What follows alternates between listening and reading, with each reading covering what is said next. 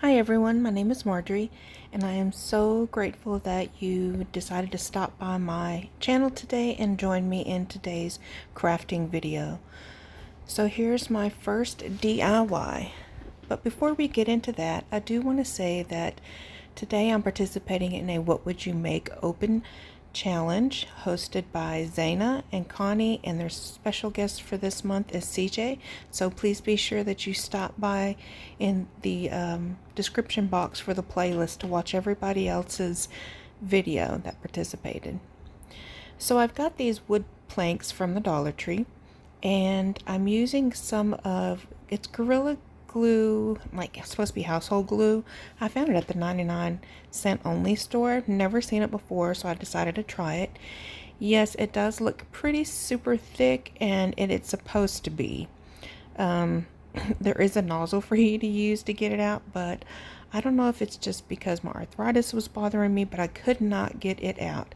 So I'm using this little paint tool to kind of slather it on the wood along with my Gorilla hot glue sticks. So I think it's 4 of the regular planks, and then I took one of the planks and cut it in half.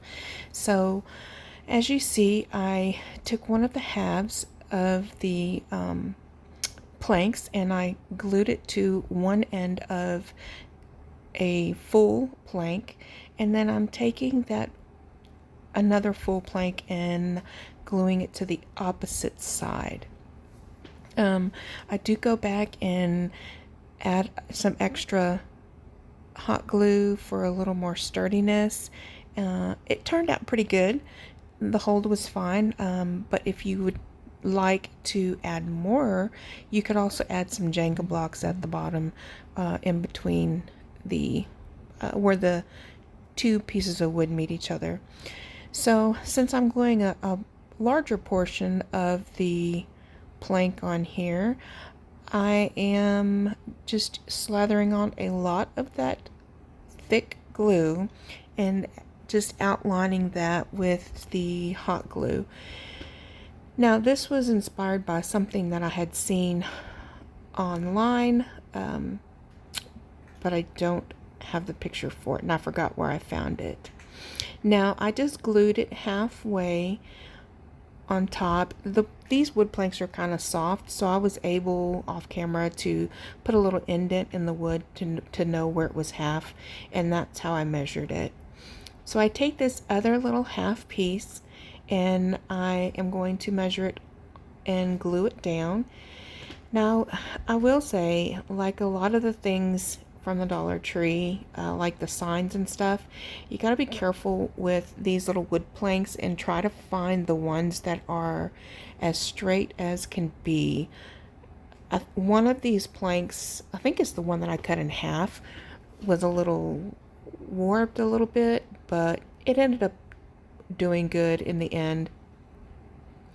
And one thing I didn't take note of is I should have cut that extra half piece that I just put on. I should have cut it down just a bit more to make it line up with the full piece that I'm about to glue on, and it was a little too late, and so I didn't get it done. But if you do happen to recreate this, you can try to remember to take that other half piece and cut it just down a little bit more so it will be flush. So as you can see here in just a second, while it's flush on one side, it's not flush on the other side, and that's why I'm trying to change around my little placement of this, but I didn't want to do that. So this is where I take some of the Jenga blocks and I put them, I'll glue them right there, 2 on each side, and that's just because this wood plank wasn't long enough either. It was just a hair bit short, but when I put this on, it worked just great. So I just do a mixture of the household glue and then some of the wood glue, and I did 4 of those and placed the other plank right on top, and it worked just fine. So I had this roll of faux leather I had got from Hobby Lobby when it was half off. So it's originally $4.99, so I got it for $2.50. And I've had it for a little bit, and I just kind of wanted to get rid of it. Now, while I like it because it has the textured design on it, I didn't really feel that it was much better than the Dollar Tree one, but I got this before my Dollar Tree ever got the other faux leather. So this works just fine. And basically what I'm doing is just going to glue them all on the shelf portion where the items will sit. And I just hot glued it down and it worked just fine. Now, if you wanted to, I go ahead and paint my whole little shelf black because, well, a couple of reasons. For one, a lot of my decor is black, white, and sage green and some gray, and I really like this one. I wanted it to match the leather. But you could have also darkened up the wood a little bit more if you wanted to, maybe with some antique wax, and just did that instead of painting it all black. It's really up to you, but I really liked it with me painting it black. Now, as you see, the piece of leather that I initially put on there was a tad bit thinner, so I just took a small piece of the extra leather and just glued it down. And because of the design, it did kind of make it a little bit seamless, in my opinion. And then so I take some more of the other little scraps and I just glue it down to cover what's on this small shelf.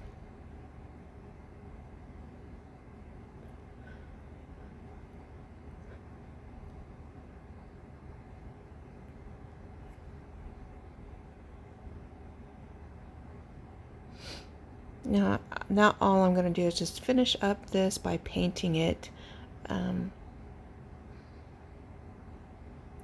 And one of the reasons I wanted to paint it was because right there where I'm painting now, it was that little dip in between the shelf where I told you I should have actually cut it a little bit more. Had it been flat, it had it all set flush, I might not have painted it all black, but I still love how it came out in the end.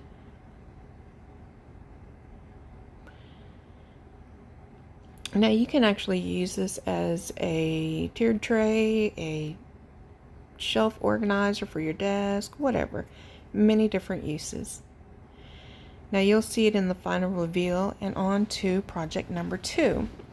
So I had these two 4x6 canvases that I had took apart and added craft sticks to a long time ago, and I don't even remember what the project was for, but obviously I didn't finish it. So I'm using this right here. Now this cork board I'd actually got from a thrift store.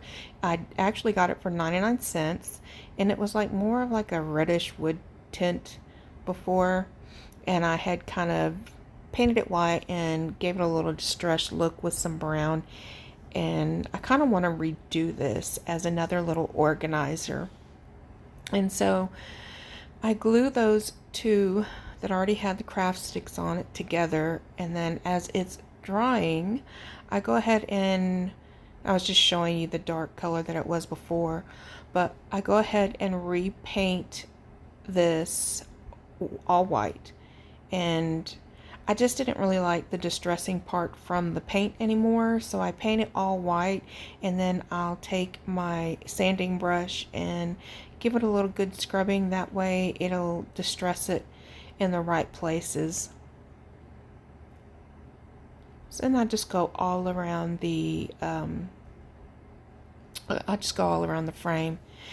And then I went ahead and gave my bottom portion of this a white coat. Those two frames, I gave them a coat of white paint. And then I'll go ahead and glue this just like I glued the other project. And that's how I glue everything in this project.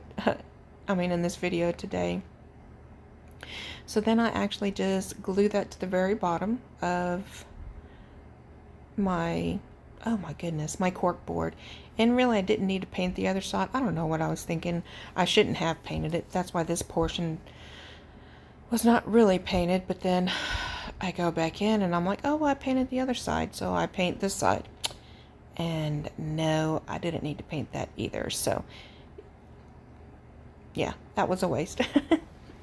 So really what I needed to use and wanted to use was 2 of the large crates from the Dollar Tree, and only had 1 of the large crates. So the last time I had went to the Dollar Tree, they only had the small ones. 2 of the large ones would have fit perfectly, and I wouldn't have to have gone through all this building on here. So if you were to do something like this, if you have the 2 larger ones or whatever, then you could actually use the crates instead of building your own like I've done here. I have the supplies anyway, so why not? So I took one of those frames, removed the canvas, and I cut it in half. That way I can make the little ledges, not ledges, the little end pieces. Oh, excuse me, for my crates. And I just cut them popsicle, the craft sticks. These are actually the quart size paint stir sticks from Hobby Lobby. Not Hobby Lobby, oh my goodness. Home Depot. And I'm just going to use 3 of them on each half. And I'm just going to put it on there just like I did the other craft sticks on the bottom portion that was already glued. And for this, I'm actually only going to use the hot glue.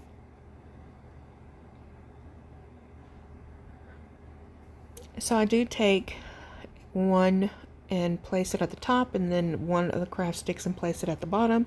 That way I can go ahead and kind of center the 3rd piece as best I can.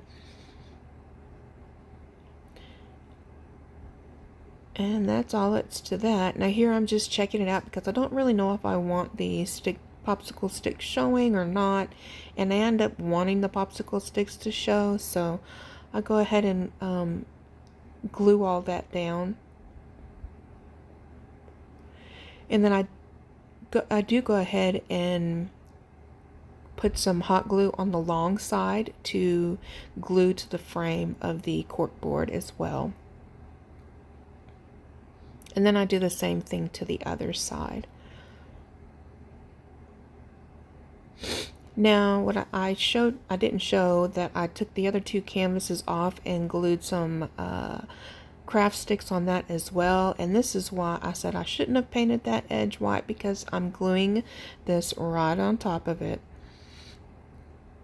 And so then I glue both of those canvas plaques together, the canvas frames, and then I'm trying to look at it. Sorry, I can't get it in the right view. But what I wanted to do was take a piece of another craft stick or something and glue it together. And that way I do fix it. I'm like, oh, I can show it to them like this. But I wanted to make sure it had a little more, it was a little more sturdy and that it would stick together more. So I go ahead and add that additional craft stick on the back. Now, like I said, this is really supposed to be crates, and so it was supposed to have like a little divider in the middle, and so I'm trying to figure out what I can do to make as little dividers. And what I decide to do is I use a total of 38 more tumbling tower blocks, and what I do is I have 2 sets of 2 that I glue together just like this. And then I'll glue those 2 sets together. I'll glue the short ends to one another to make a long set. Now I do 8 of these completed sets all together as it fits perfectly in there. And then I just glue them all together like this. And then I do give the top and the long sides a coat of white paint, but I don't give the short sides or the bottom paint because you're not going to really see it. Now if you want, you could get some wood filler and fill in the little gaps, but I didn't have any, so I couldn't, and that would make it a little more a solid piece instead of seeing all these, but I think it turned out just fine. And I take this stencil from Chalk Couture and I stencil it on, and I think it comes out beautifully. There's a little part where it says Corinthians at the bottom that kind of messed up because it was more in the slats in between the craft sticks, and so it kind of messed up, but I still think it turned out beautifully. You can't really notice unless you're really on it. Now this crate, it has multi-uses. I was thinking this is more of like a little desk organizer where you could put your pens and pencils and your little, I don't know, post-it notes, little things like that, scissors, whatever you use on your desk in the different crates. And or you can use it how I decorated it at the end in the final reveal, where it's just like a little flower holder. Either way is just fine, but I mean, it is a very functional piece and I think it would look great. It's very farmhouse-ish to me, and I really love this stencil. This stencil actually just completed the project for me, at least, and you could add more distressing if you wanted to, but I thought this was perfect. And as you see, the Corinthians was messed up a little bit, but everything else looks wonderful. So here it is in the final reveal, my little shelf. I think it's so super cute.